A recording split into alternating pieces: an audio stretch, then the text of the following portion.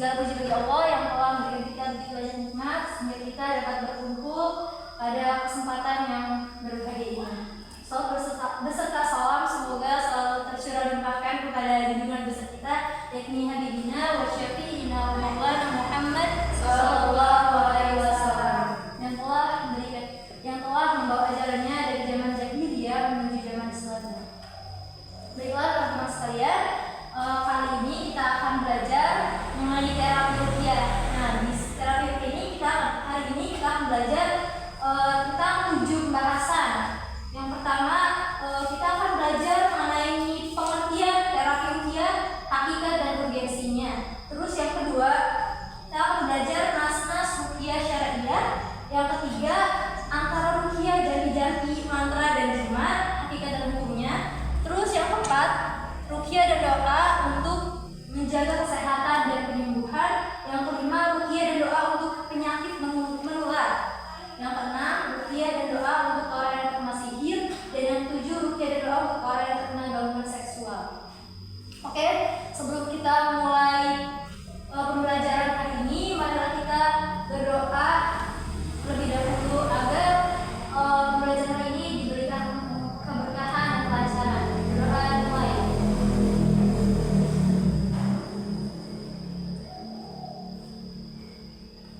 Berdoa selesai. Baik, yang pertama mengenai pengertian ruqyah. Nah, teman-teman di sini ada yang tahu nggak apa itu ruqyah? Saya Ya, apa? orang yang kesurupan terus dikeluarin jinnya. Oke, yang lain? Udah tahu. Belum tahu ya. Oke, jadi saya akan jelaskan mengenai pengertian ruqyah.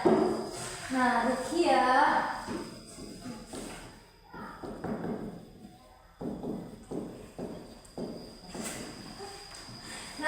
itu secara terminologi atau secara bahasa adalah al-udzat. Yang artinya itu sebuah perlindungan.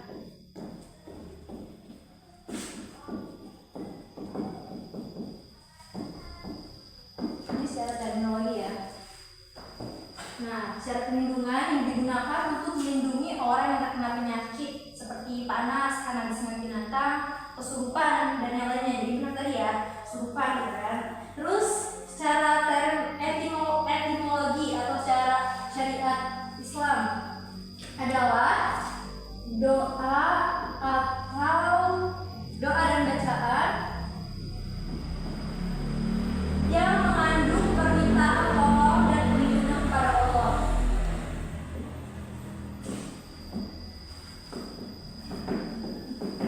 Ya.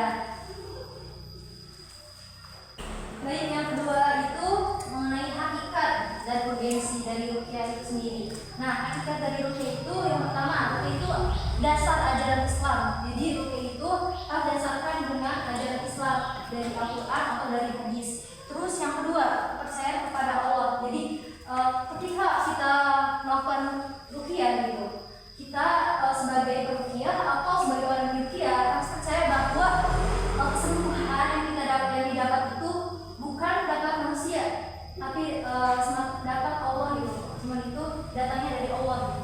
Terus yang ketiga, perlindungan. Jadi dengan ruqyah ini gitu, kita bisa berlindung. Dengan ayat ruqyah itu kita bisa berlindung dari makhluk halus seperti jin atau sihir. Terus yang keempat, pengingat ketaatan. Dengan ruqyah ini bisa mengingatkan kita tentang ketaatan kepada Allah gitu, untuk selalu mendekatkan diri kepada Allah, terus menjauhi larangannya gitu.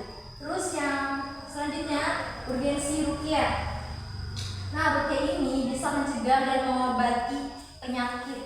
Terus yang kedua, ruqyah juga dapat dengan ruqyah ini kita dapat menghadapi makhluk halus seperti kesurupan, mimpi buruk, atau perilaku aneh yang tidak dapat dijelaskan oleh medis. Jadi kan ada juga kan penyakit yang tidak bisa diprediksi oleh dokter gitu. Nah, kalau dari ruqyah itu bisa gitu kan. Terus selanjutnya menguatkan keimanan. Terus yang keempat juga menjaga keseimbangan spiritual. Jadi dengan ruqyah itu menjaga keseimbangan spiritual dalam diri seorang sehingga tidak terjebak dalam praktek-praktek jahat atau kepercayaan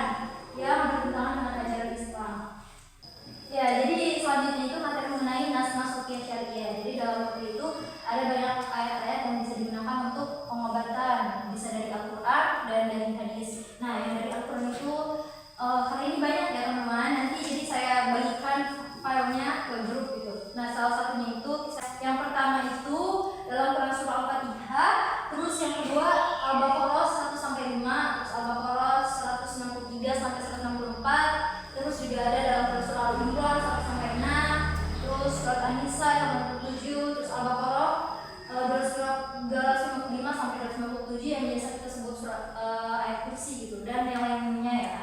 Nah, dalam hadis juga ada hadis dari Rasulullah, saya bacakan aja ya.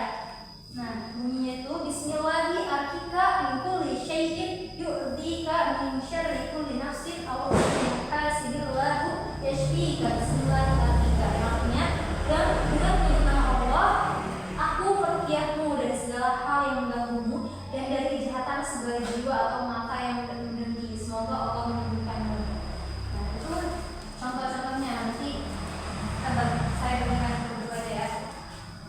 Oke, selanjutnya kita akan bahas mengenai antara ruqyah, jampi-jampi, mantra dan jimat. Kita bahas terlebih dahulu mengenai jimat. Nah, jadi jimat secara sederhana diartikan sebagai benda yang memiliki kekuatan supranatural atau energi tertentu. Nah, jimat juga dalam bahasa Arab itu bisa disebut tamimah atau berjamaknya adalah tamaim, yaitu sesuatu yang digantungkan di leher atau pada lainnya berupa mantra-mantra, kantong berjahit, raja, dan tulang belulang dan yang lainnya dengan tujuan untuk mendatangkan manfaat atau untuk menolak mudarat. Nah, tamimah itu terbagi menjadi dua. Ada yang tamimah yang diambil dari Al-Quran. Jadi tamimahnya itu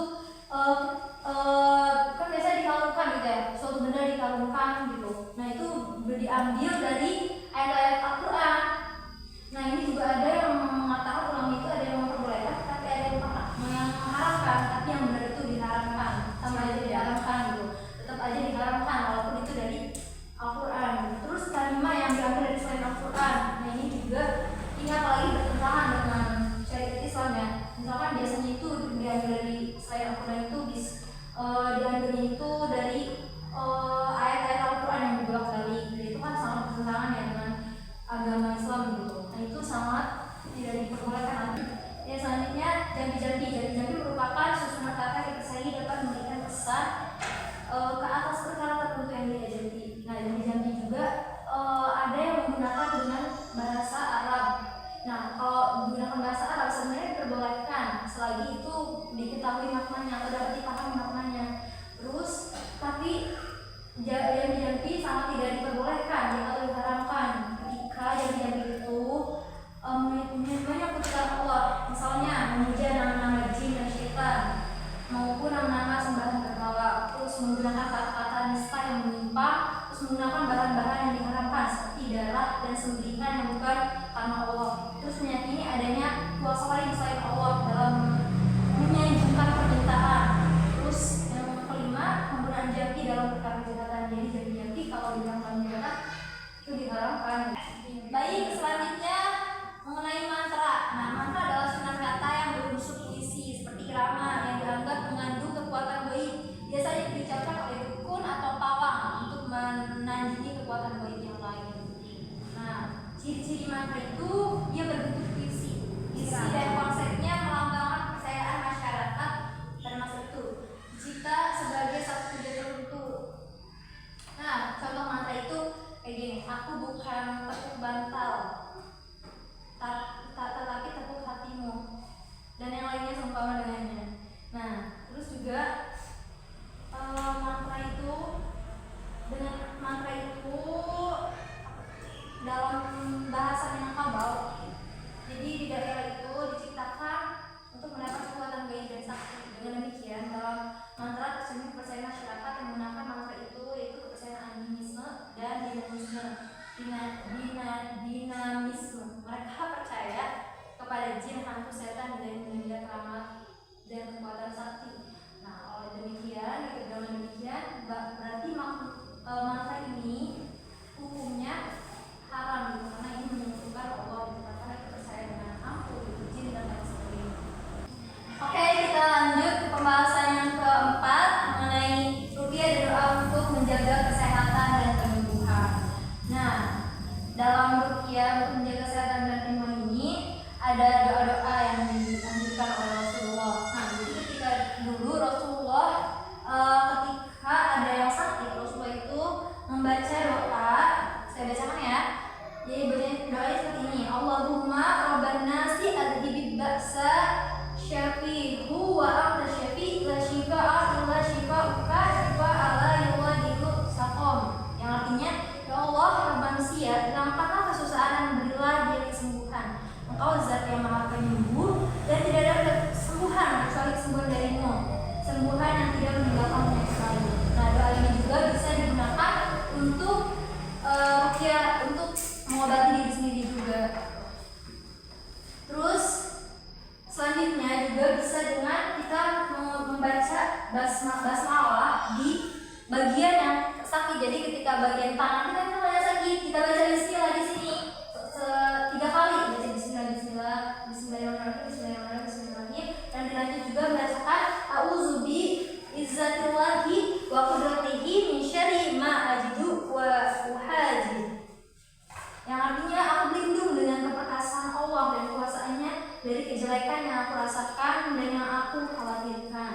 Nah, sedangkan jika kita ingin membentengi diri agar dijauhkan dari wabah atau penyakit, kita bisa membaca doa yang berbunyi Bismillahirrahmanirrahim la yadurru ma'asmihi syai'un fil ardi wala fis sama'i wa huwas sami'ul alim.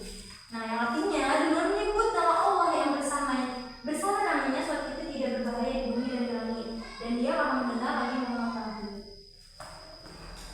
Selanjutnya yang akan kita bahas itu mengenai ruqyah dan untuk penyakit menular. Nah, penyakit menular itu dapat didefinisikan sebagai sebuah penyakit yang dapat ditularkan berbeda dari seorang ke orang lain, baik secara langsung maupun perantara. Nah, teman-teman di sini ada yang tahu nggak apa aja penyakit menular itu jenis-jenisnya? Cacar, yes, kadasan, paru. Wih, betul, hebat. Nggak tahu ya, ya. Jadi itu jenis-jenisnya. Ya, jadi, nah, ketika itu kan bisa disebabkan oleh virus dan banyak penyakit karena terus jadi nyebar kemana-mana. Itu kan hal berbahaya kalau tidak segera disembuhkan. Nah, untuk menyembuhkan penyakit menular itu bisa digunakan dengan pengobatan secara ruqyah gitu ya, dan ruqyah gitu. Nah, itu bisa dengan membacakan surat Al-Fatihah sebanyak 7 kali pada air Zam-Zam, lalu diminumkan kepada orang yang sakit selama 1 minggu.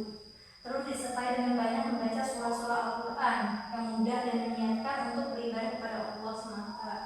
Terus atau dengan cara menuliskan surah Al-Ikhlas sebanyak 3 kali dengan minyak za'faran atau air mawar di sebuah wadah. Setelah menyiram minyak menggunakan air Zam-Zam, lalu diminumkan kepada orang yang sakit selama 3 hari lamanya, disertai dengan membaca surah tersebut sebanyak 3 kali setiap harinya.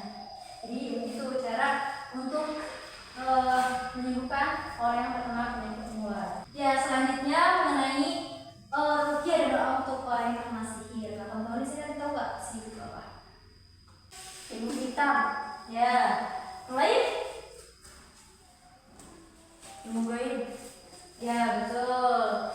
Ya, jadi saya jelaskan dulu ya. Nah, jadi sihir dapat dimaknai secara opsional adalah suatu perbuatan yang memperalat atau diperalat oleh jin atau manusia untuk suatu perbuatan kejahatan, kedengkian, atau semua hal yang tidak diridhoi oleh Allah. Jadi ya betul. Tadi sihir juga bisa maknai oleh ilmu hitam, ilmu gaib, ya, yang tidak diridhoi oleh Allah itu perbuatannya sangat tidak diridhoi oleh Allah atau dimurkai Allah.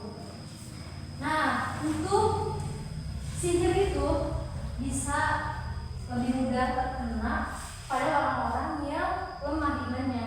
Jadi orang-orang yang jarang mengingat Allah, terus orang-orang yang hanya menuruti nafsu dunia gitu. Terus juga orang yang jarang berzikir, jarang membaca Al-Quran, itu lebih gampang terkena oleh penyakit oleh sihir ini gitu. Untuk sihir ini gitu ada 2 cara yang bisa kita lakukan ketika sebelum terkena sihir dan ketika terkena sihir. Cara yang bisa kita lakukan ketika belum terkena sihir nih, kita bisa mencegahnya dengan kita melakukan banyak amal ibadah dan beribadah kepada Allah gitu. Terus yang kedua juga kita bisa memperbanyak baca Al-Quran. Kita sering-sering baca itu wirid atau zikir pagi petang. Nah, yang ketiga kita juga bisa dengan makan 7 kurma Madinah setiap pagi. Jika seorang sudah terkena sihir, kita bisa melakukan pengobatan, yaitu yang pertama dengan melakukan ruqyah sesuai syariat. Nah, di antara metode yang pernah diperhatikan itu yang menjaga itu yaitu dengan mandi dengan air yang telah dicampuri daun bidara. Nah, persiapannya itu pertama, siapkan 7 daun bidara hijau dan seember air yang cukup untuk mandi. Caranya, haluskan pembidara dengan ditumbuk dan dicampurkan ke dalam air yang telah disiapkan. Baca ayat-ayat berikut di dekat air di luar kamar mandi. Nah, ayat-ayatnya itu yang pertama, baca ta'uz, a'udzubillahi minasyaitonirrajim, terus ayat kursi, terus Al-A'raf dari ayat 100 juga sampai 122, terus surat Yunus dari ayat 79 sampai 82, terus surat Thaha dari ayat 65 sampai 70, terus Al-Kafirun, Al-Ikhlas, Al-Falaq dan An-Nas. Lalu minumkan air tersebut di atas 3 kali, bisa gunakan gelas kecil. Diminum dengan gelas kecil 3 kali, gunakan misalnya untuk mandi. Cara seperti ini bisa dilakukan beberapa kali sampai pengaruh sihirnya hilang. Atau teman-teman juga bisa baca ruqyah kemudian ditiupkan. Jadi ditiupkan, baca surat Al-Fatihah, ayat kursi, 2 ayat terakhir surat Al-Baqarah, surat Al-Ikhlas, total Al-Nas. Ulangi sebanyak 3 kali atau lebih. Baca ayat di atas sambil ditiupkan dan diusapkan ke bagian tubuh yang sakit. Baca doa-doa tersebut ketika menjenguk orang sakit juga. Nah, yang kedua, bisa dengan menghancurkan simpul sihirnya. Sebenarnya cara ini yang paling mujarab, cara ini paling ampuh ketika kita menghancurkan simpul sihir. Tapi cara ini juga agak susah karena kita mengetahui simpul sihirnya itu gimana itu susah gitu. Selanjutnya yaitu materi terakhir mengenai ruqyah dan doa untuk orang yang terkena gangguan seksual. Nah, sihir Arabot dan amalan terhadap seksual akibat gangguan sihir. Jadi, sihir Arabot adalah jenis sihir yang ditunjukkan bagi pasangan suami istri agar terjadi berbagai polemik, mudah terjadi keributan dalam rumah tangga karena kehampaan yang timbul akibat terhalangnya hubungan seksual di antara keduanya. Sihir ini merupakan bentuk penghalang hubungan seksual antara suami. Jadi ada bentuk sihir yang dapat menghalangi hubungan seksual suami istri, namanya sihir Arabot. Nah, cara yang bisa kita lakukan untuk mengobati sihir tersebut, yang pertama yaitu dengan kita bacakan ayat-ayat Al-Quran seperti surat Yunus ayat 81 sampai 82. Sudah ditulis teman-teman. Nah, surat Yunus ayat 81 sampai 82. Sudah? Sudah. Lanjut surat Al-A'raf ayat 117 sampai 122. Nah, yang ketiga surat Thaha ayat 69.